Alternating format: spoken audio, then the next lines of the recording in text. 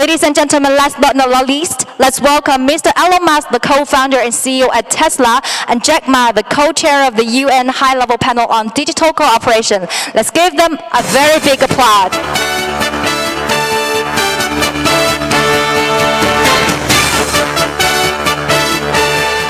Welcome.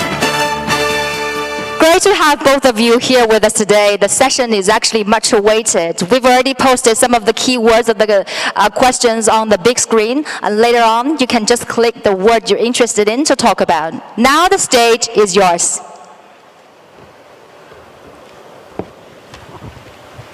What are you supposed to say? Just things about AI, perhaps? Yeah. Okay. Let's see. Yeah, the AI, right? You want to AI. start on AI? Yeah. Okay. It is. Okay, great.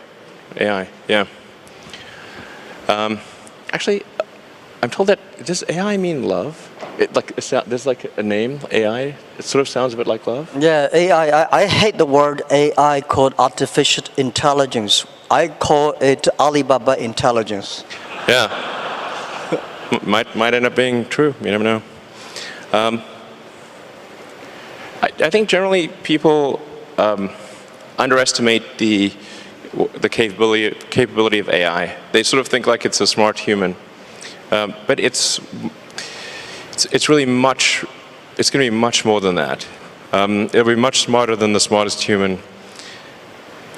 I mean, it'll be like, can a chimpanzee really understand humans? Not really, we just seem like strange aliens. They mostly just care about other chimpanzees, and this will be how it is, more or less, in a relative. In fact, if the difference is only that small, that would be amazing. Probably it's much greater. So, the biggest mistake that I see artificial intelligence researchers making is assuming that they're intelligent. Yeah, they're not, compared to AI. And so a lot of them cannot imagine something smarter than themselves, but AI will be vastly smarter, vastly. So what do you do with a situation like that? What do you do with a situation like that? I'm not sure, I hope they're nice. I mean, I have obviously some, I think in a situation where the old saying, if you can't beat them, join them. That's what Neuralink is about. Is like, can we go along for the ride with AI? I mean, I really think that there should be other companies like Neuralink, essentially to create a high bandwidth interface to the brain, because right now we are already a cyborg. People don't realize we are already a cyborg because we are so well integrated with our phones and our computers. The phone is almost like an extension of yourself. If you forget your phone, it's like a missing limb. But the bandwidth, the communication bandwidth to the phone is very low, especially input. So, in fact, input bandwidth to computers has actually gone down because of typing with 2 thumbs as opposed to 10 fingers. There's a big reduction in bandwidth. Input bandwidth has gone up because of video and imagery. So input bandwidth is many orders of magnitude greater than output bandwidth. But at a certain point, if we'll just, assuming a benign scenario with AI, we will just be too slow. To something, let's say a computer that has like an exaflop of, many exaflops of compute capability, a millisecond is an eternity, and to us it's nothing. So, I always think like human speech to a computer will sound like very slow tonal wheezing. It's kind of like whale sounds. Yep. Because what's our bandwidth? Like a few hundred. Vision about the technology. I'm not a tech guy. I think more about life. I think AI is going to open a new chapter of the society, of the world, that people try to understand ourselves better rather than the outside world. And it's so difficult to predict the future. 99.99% of the predictions that human being had in the history about the future, all wrong. Including that one? Oh yeah, only the 0.00% of the prediction are right. They're right because by accident.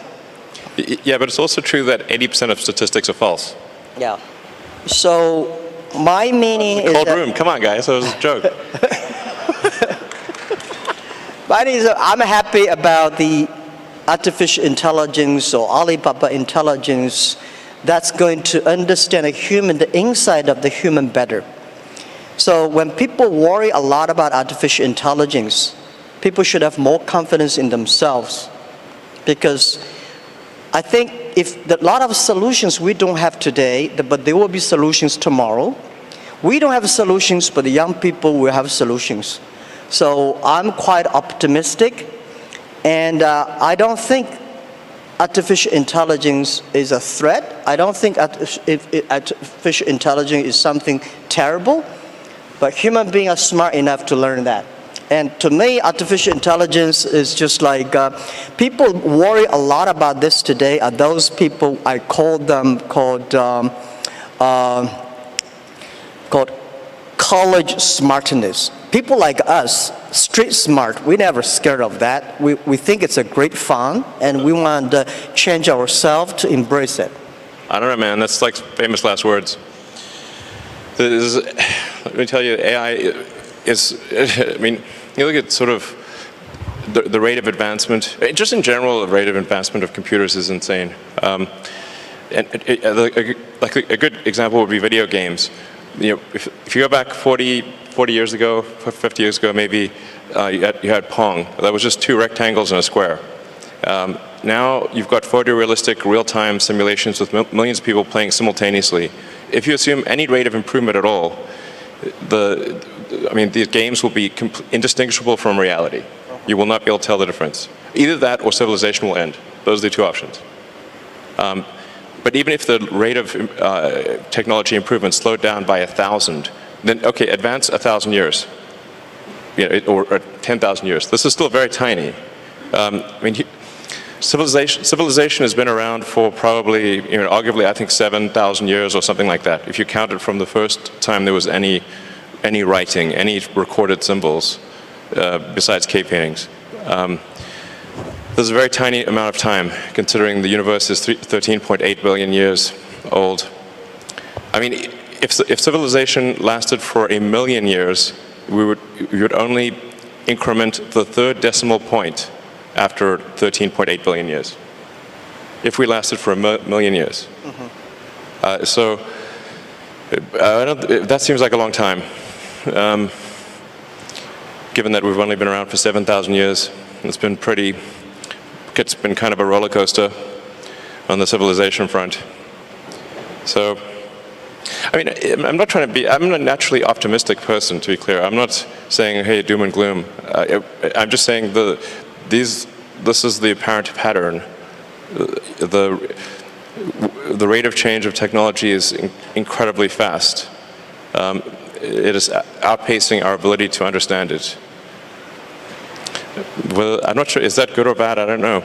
I mean, it seemed to me some time ago that you could sort of think of humanity as a biological bootloader for digital superintelligence.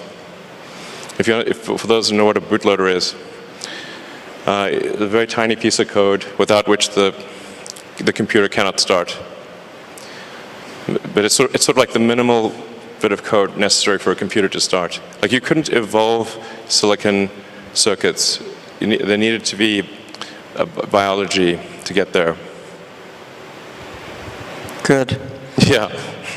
Well, let's talk about something fun. I admire that you want to go on the Mars. Shall we go to the Mars? Yeah. Yeah, so what will the life look like on Mars? Are you both moving? What do you think about that? Actually, I'm not interested in Mars. I just came back from there, so I'm more interested on the Earth, the things, what's going on happening here. So why are you so curious about the Mars?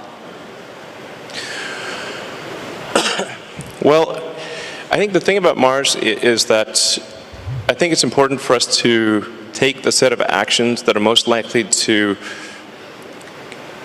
continue consciousness into the future. What increases the probability of consciousness of continuing into the future? I think we should not take it for granted that consciousness will continue because we have not encountered any aliens. Where are the aliens? This is the Fermi paradox. This is one of the most important questions. How come we've not found any aliens? There's people out there who think we've found aliens. Trust me, I would know. We have not. Okay. People ask me, you've been to Area 51. Okay, please. SpaceX actually has Area 59. It's even better, 8 better than 51. So, among the set of actions we can take that are likely to increase the scope and scale of consciousness such that we are better able to understand the nature of the universe, one of those actions is to become a multi-planet species or ensure that life is multi-planetary. Not because I think something that, it's not from the standpoint of it just being an escape hatch or because I think that Earth is doomed, but there's a certain probability that is irreducible that something may happen to Earth. Despite our best intentions, despite everything we try to do, there's a probability at a certain point that some either external force or some internal unforced error causes civilization to be destroyed, or sufficiently impaired such that it can no longer extend to another planet. It's hard to say. Let me put it another way. This is the first time in the 4.5 billion year history of Earth that it's been possible to extend life beyond Earth. Before this, it was not possible. How long will this window be open?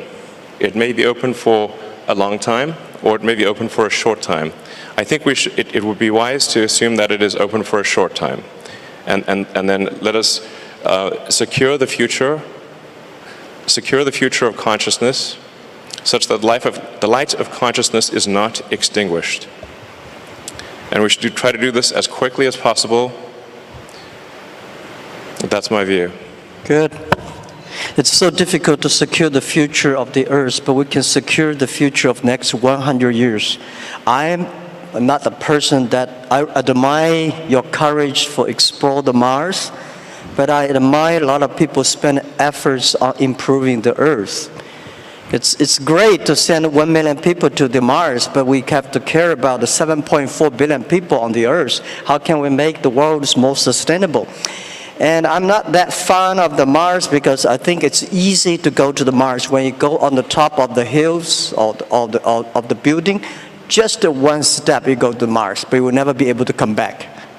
Yeah, so that's my view. That's not how it works, though. And also, don't do it. I hate to go to Himalayas too. I mean, when you climb on I think someday I will go there when the elevator is ready. I will go there have a look.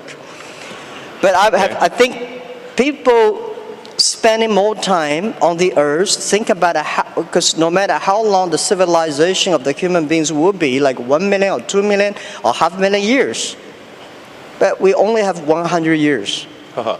So we cannot solve all the problems for future, but we have to be responsible for the future, but we should care more about how we can enjoy better.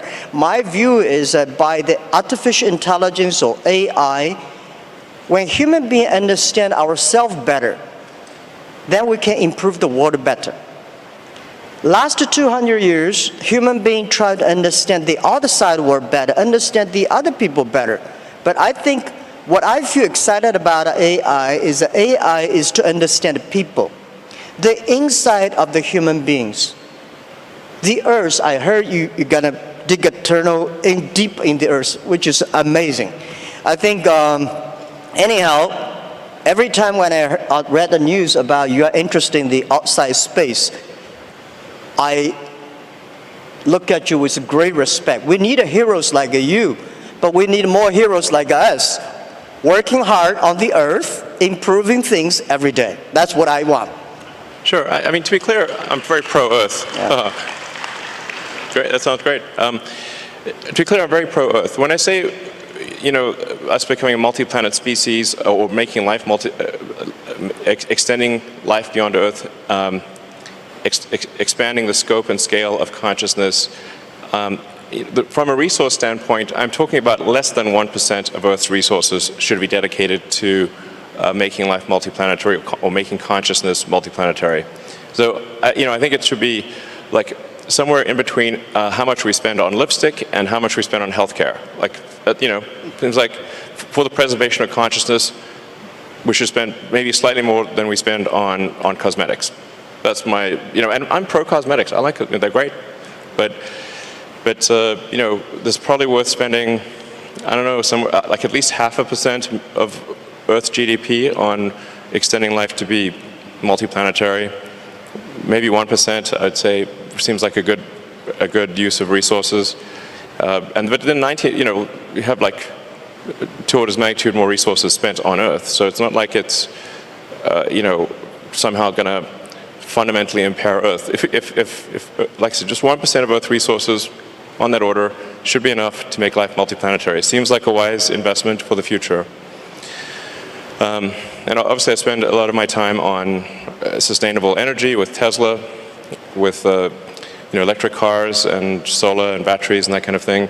And I'm really excited to be here in Shanghai for the Shanghai Gigafactory, which is, I think the Tesla China team has done an amazing job, really mind-blowing. Like, I'm just astounded by how good the job is and how much progress has been made.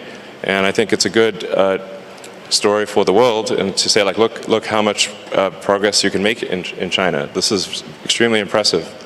Like, my hat is off. You guys rock. So I've never seen anything built so fast in my life before, to be totally frank. I've seen some crazy things. So, I think it's like, I really think China is the future. That's very impressive. And there's also some great progress on entrepreneurial rocket companies in China as well. I believe 2 have made orbit, and it's very difficult, very hard to make orbit. Achieving orbit, I have great respect. This is very hard. You want to pick up another topic? Sure. Yeah.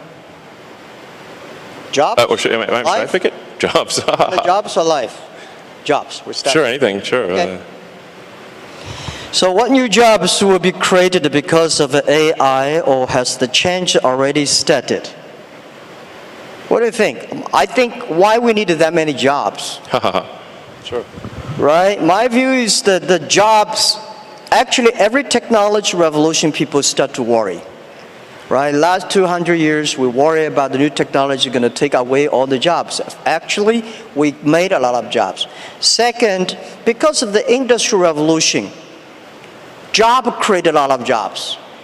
What I think is the next 20, 30 years, human being will live much longer. The life science technology is going to make people live probably 100, 120 years. That may not be a good thing, because you get a grandfather's grandfather still working hard. But the challenge is, my question, why should we have a lot of jobs? I think people should work 3 days a week, 4 hours a day. When we have electricity, the power of electricity is that we make people more time. So you can go to the karaoke in the evening, you can go to dancing party in the evening. So people, because of electricity, people have more time. I think because of artificial intelligence, people will have more time enjoy being human beings.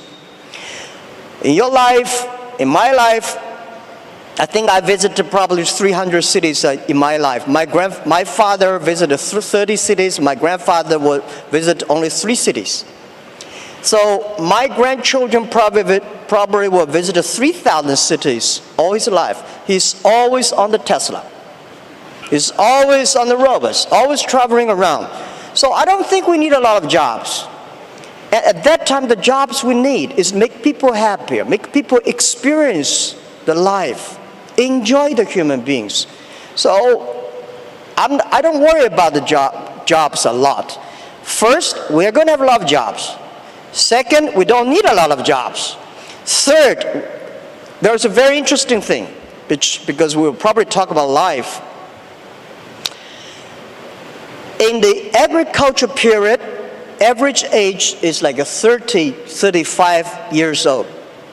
In the industrial period, technology revolution, people can live 70 years. So in the artificial intelligence period, people can live 120 years, that's I think. Now the problem comes, when people's life is getting better, people don't want to have children. When your grandfather is there, you don't want to have children. At that time, we are going to have a lot of jobs with nobody, old guys. For sure, you will not be happy, or you were happy, because when your grandfather said, oh, I need to work tomorrow, then that's a disaster. So, but we should be ready that we are going to enter into the era that everybody can live 120 years. And we have more new problems that come up. So that's my view about jobs. Don't worry about it. We will have jobs.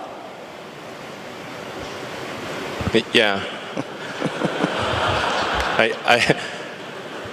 I think that, so if you're working on something that involves people or engineering, it's probably a good approach. Art, of course. Yeah.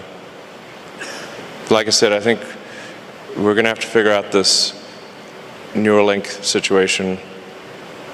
Otherwise, we will be left behind. It's very important we do this quickly.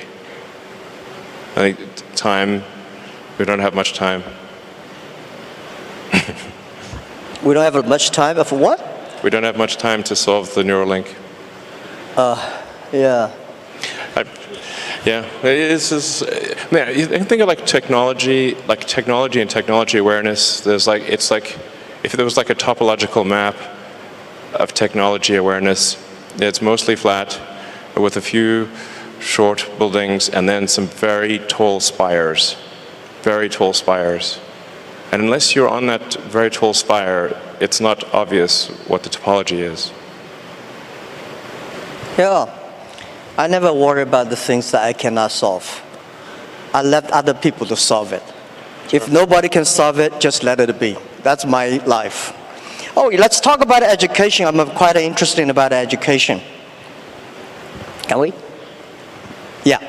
So what knowledge or skills will be useful to master the future? Do you have any advice for young professionals who want to pursue a career in AI? Young professionals. I don't think we will have professionals on AI in the future. Well, I worry a lot about, people worry about jobs, but I worry about education.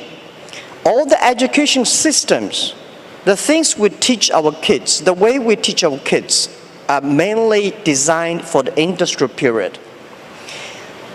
And I'm sure the machine will be much cleverer than human beings in the future. How can human beings do better?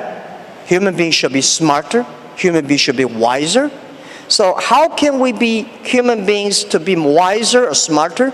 I think that we should change the way of education, change the things, because in the past we focused a lot about, remember things. Computer can remember better than you are. We want to calculate faster, computer can calculate much faster. We want to run faster, computer can run much faster than you are. So human beings should have confidence by being more creative, more constructive. So how can we teach our kids to be more creative and constructive? And I think this is the key of the education.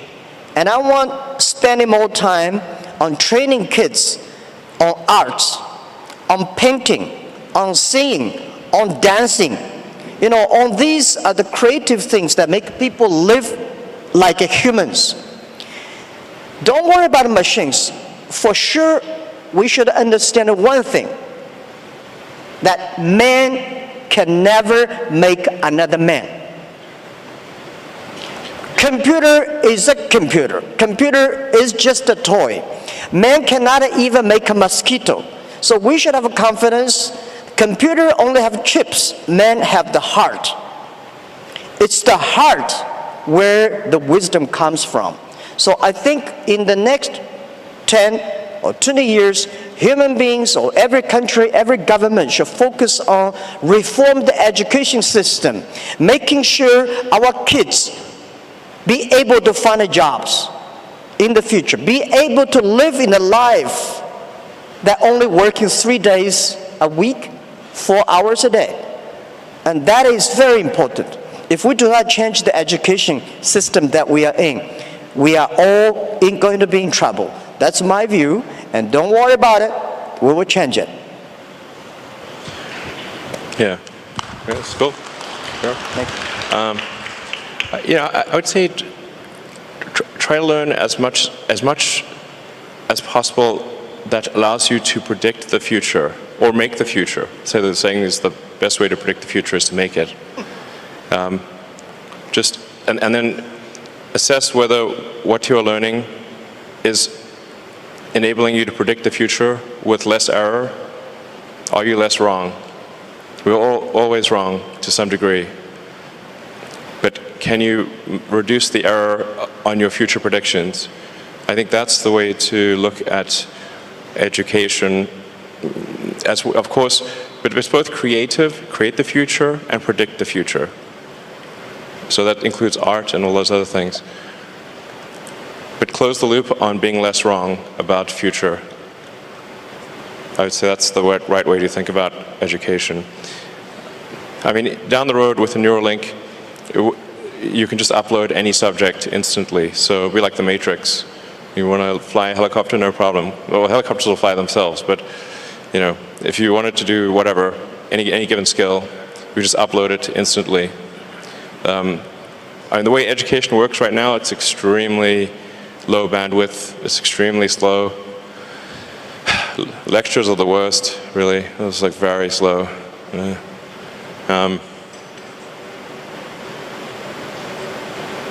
Yeah, just try to predict the future with less error. This is very hard, as you were saying. I'm not sure it's 99.9%, but it's not very good, generally, at prediction of the future. But I think often people don't try. The first thing is try.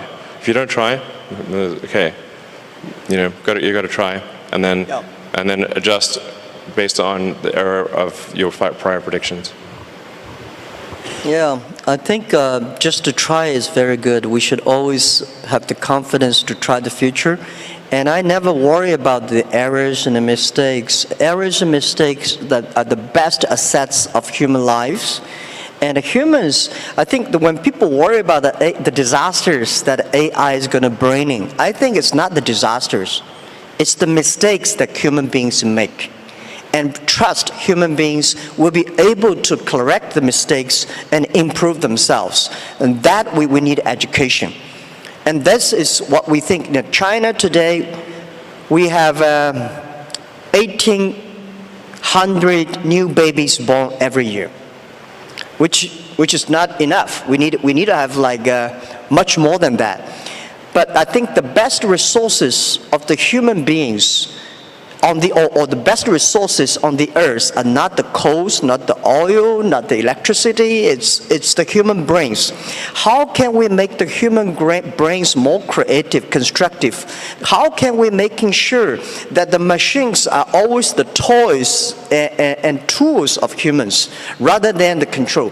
So I never, in my life, and especially last 2 years when people talk about AI, say human being will be controlled by machines, I never think about that. I think it's impossible, right? It's impossible because human beings, they are different.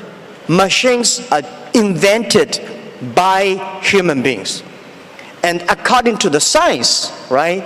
Humans can never create another animal that is smarter than humans. Especially when you have so many smart people, it's impossible to make another smart people. I very much disagree with that. Okay. Yeah. That's good. Yeah. The first thing we should assume is that we are very dumb.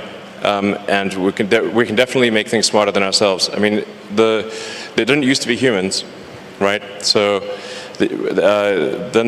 our early civilization was very primitive. We didn't have any technology really. We're just like running around, you know, trying to not get eaten or just trying to survive a winter. Now we have like heating and we grow food. This is all new stuff. So, you know, things have obviously gotten way more smarter than the past, way smarter. So that's going to continue. We are not the last step in evolution. So the most important thing, like I said, the most important mistake I see smart people making is assuming that they're smart. They're not. Yeah. So give me an example, what the animals or things that a human being made that is smarter than human beings? Well, computers actually are already much smarter than people on so many dimensions. We just keep moving the goalposts. So we used to think, like, for example, being good at chess was an example of a smart human. And then Kasparov was crushed by Deep Blue in '97. That was a long time ago. 22 years. I mean, right now your cell phone could crush the world champion at chess, literally. Go used to be thought of as something that humans were better at than computers. Then Lee Sedol was beaten 4-1 by AlphaZero. Then a new version of AlphaZero, oh, sorry, I should say AlphaGo. AlphaGo beat Lee Sedol 4-1. Then there's AlphaZero. AlphaZero crushed AlphaGo 100-0. Now it's just pointless because it just keeps playing itself. Humans are trying to play a computer Go is like trying to fight Zeus. It's not going to work. Hopeless. We're hopelessly inadequate. In terms of rendering, basically, there's just a smaller and smaller corner of intellectual pursuits that humans are better than computers, and that every year it gets smaller and smaller, and soon we will be far, far surpassed in every single way, guaranteed. 100%. Or civilization will end. Those are the two possibilities.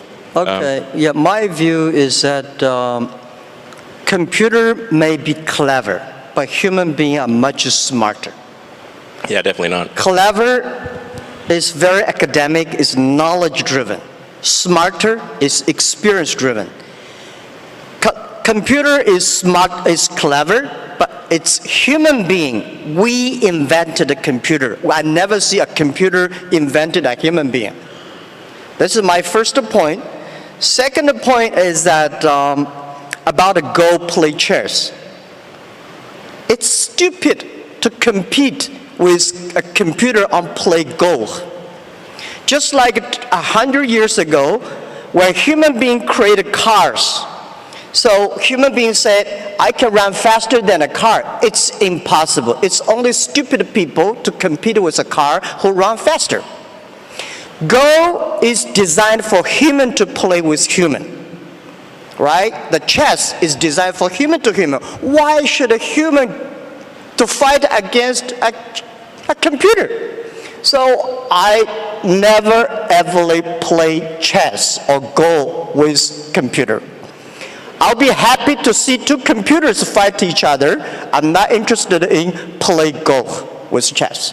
So I told those guys, they are very sad. So, computer will be smarter than human beings because computer can play chess better. I think you are stupid to compete with that. Don't do that. So this is we always do things we are good at. Sure. Okay. Well, what would be an example of something that humans are better than a computer at, and then let's see if that happens. Well, computer is only one of the clever tools that human created, and computers are clever. But there will be more tools that human beings will create, much clever than computers. That's my view. Yeah. Okay. Well, let me tell you. Like my view on AI is essentially you can view the advancement of AI as solving things with increasing degrees of freedom. So the thing with the most degrees of freedom is reality. But AI has steadily advanced, solving things that have more and more degrees of freedom.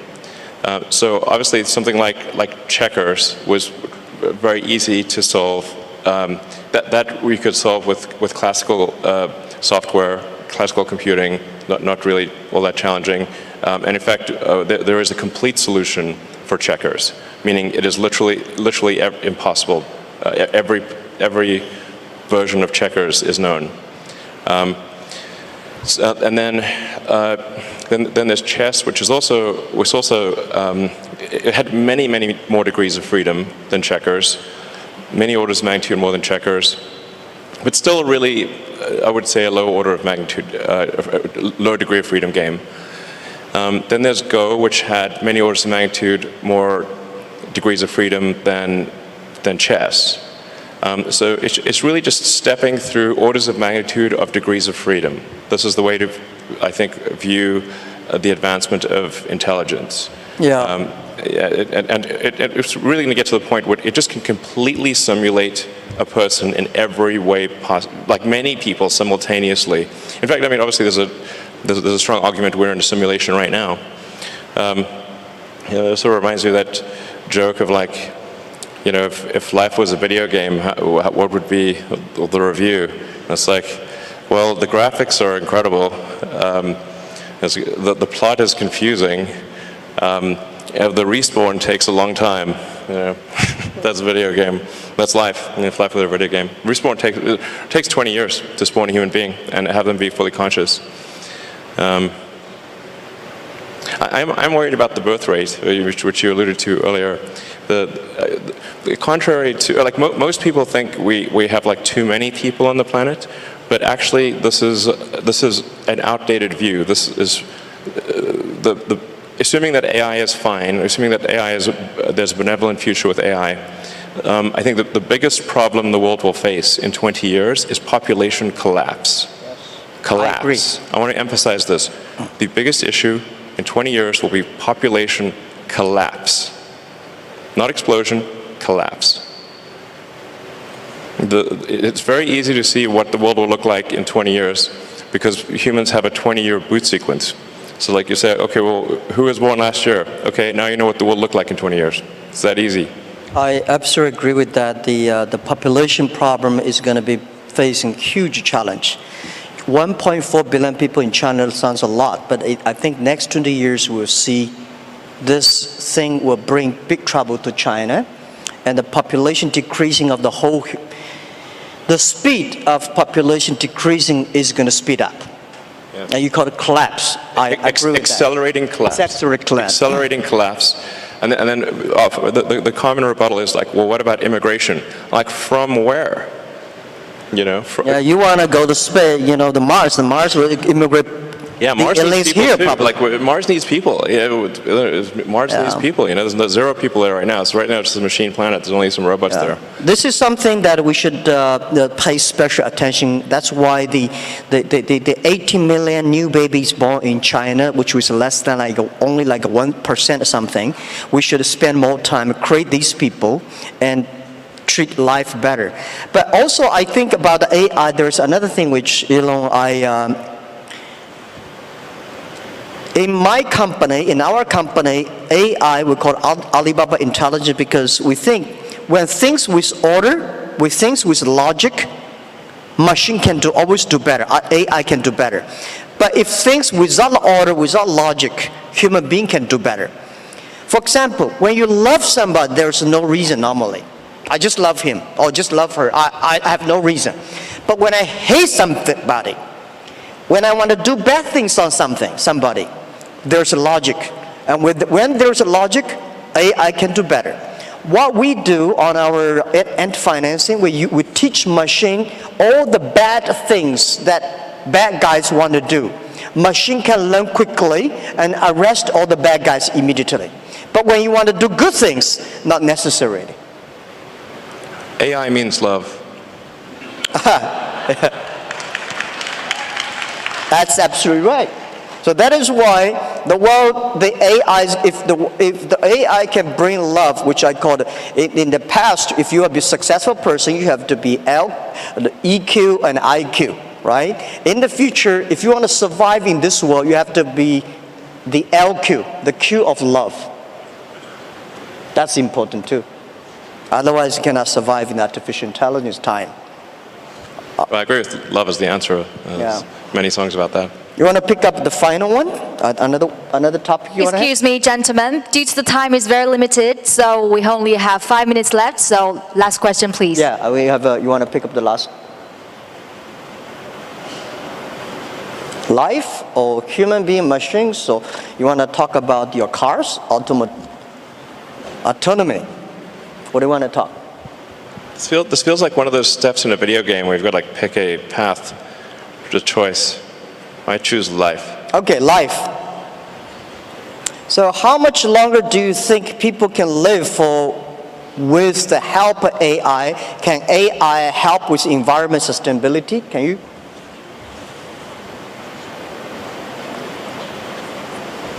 I think, first of all, I think humans will solve environmental sustainability. I do not mean to suggest complacency or that we just take it easy. In fact, this is a self-fulfilling or unfulfilling prophecy. We must take immediate and dramatic action, and and continue the momentum towards environmental sustainability. And China is actually the world leader in this. In fact, I'm not sure how well it is known outside of China, just how much China is a world leader in environmental sustainability. It's extremely impressive. I mean, I think half of all the electric cars in the world were made in China last year, something like that.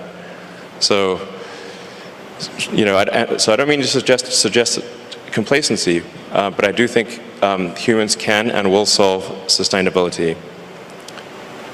If we can do the neural lace, then I think, or the neural link, essentially, the age will not matter that much.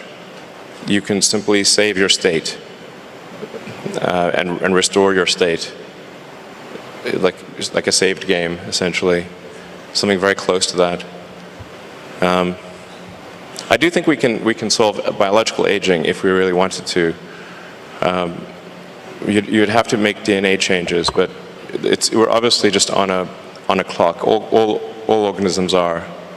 I mean, you could take a fruit fly, for example, and you could give it yoga, sort of have it do daily yoga and have a very healthy diet, and it's still going to live for 3 weeks, maybe 4 weeks. So environmental factors are relatively minor for extending life. You have to change the DNA. And so the question is, like, will people be okay with changing the DNA? That's the thing about extending life, and probably people are a little bit reticent about that, but that's essentially the thing that needs to occur to extend life. You've got to stop the DNA clock somehow. I don't know if we should work on this or not. I think, frankly, it's probably a good thing that we do eventually die. There's a saying, like in physics, like even physicists, which are generally quite objective, is like the saying, like, all physicists don't change their mind; they just die. So maybe it's good to have this life cycle. Yeah. Yeah. Well, I think AI can definitely help the environment sustainability. And when human beings know themselves better, human beings will be smarter and will be wiser. The difference between clever people and smart people, or wise people. Smart people knows what he wants and how he can get it. Wise people know what he doesn't want. So when human beings using artificial intelligence, they will understand themselves better. And I think there will be millions of ways people will live in a healthy earth and protect the healthy earth. The reason why I want to stay in this earth, I want to work on this earth, I want to do anything I can to help this earth to better. Because even go to the space is great, but if we can spend resources just to focus on helping pick up the garbage from the oceans, that thing is more difficult than to go to the Mars. But artificial intelligence can help us achieving that and solve the problems. And the second, a human being can live better, can live longer. But what we need is not only live longer, we want to live healthier. How can we live healthier? It's to understand us better. Most of the disease are caused by our behavior. So I think I'm 100% sure people will live longer. People will live healthier, but may not necessarily live happier. If you want to be happier, human beings should focus on the value, the vision, and the mission, and always have the dreams.